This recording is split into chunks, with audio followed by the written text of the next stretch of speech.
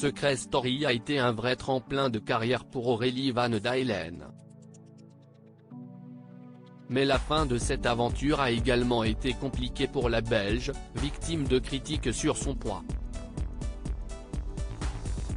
Invitée du podcast L'Aléa, elle est revenue sur cette période assimilée à du lynchage public.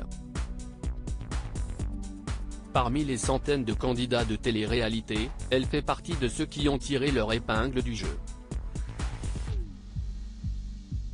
Déjà dans la villa de Secret Story, Aurélie Van Daelen avait su se démarquer grâce à sa forte personnalité, lui permettant de se hisser jusqu'à une finale de la 5e saison.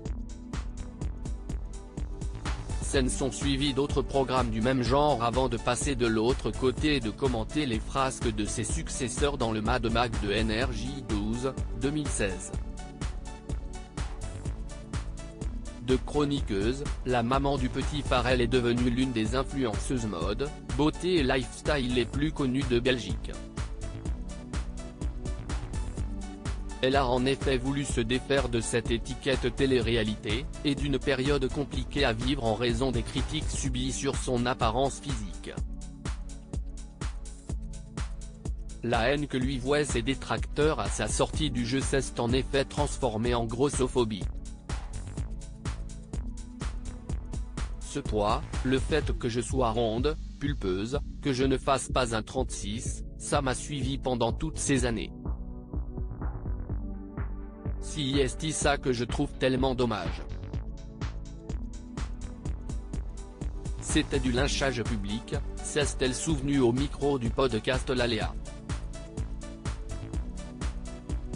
La seule chose qui m'a sauvé, c'est d'être bien entourée dans son malheur. La compagne de Nicolas Godard a pu compter sur le soutien de ses proches pour ne pas sombrer. La seule chose qui m'a sauvé, c'est d'être bien entouré, d'avoir un super papa et une super maman qui étaient là et qui m'ont dit qu'ils m'aimaient quoi qu'il arrive. Puis, il y a eu aussi toute cette communauté qui adorait le fait qu'il n'y ait pas toujours que des nanas qui font un 36 et à qui elle pouvait s'identifier, a-t-elle indiqué, forte de son presque million d'abonnés sur Instagram.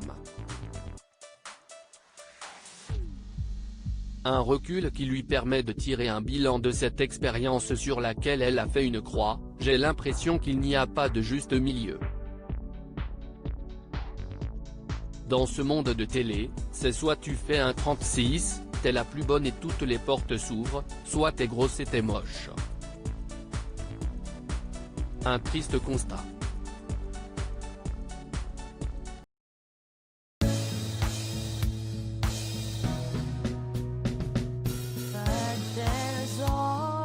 Through the rough times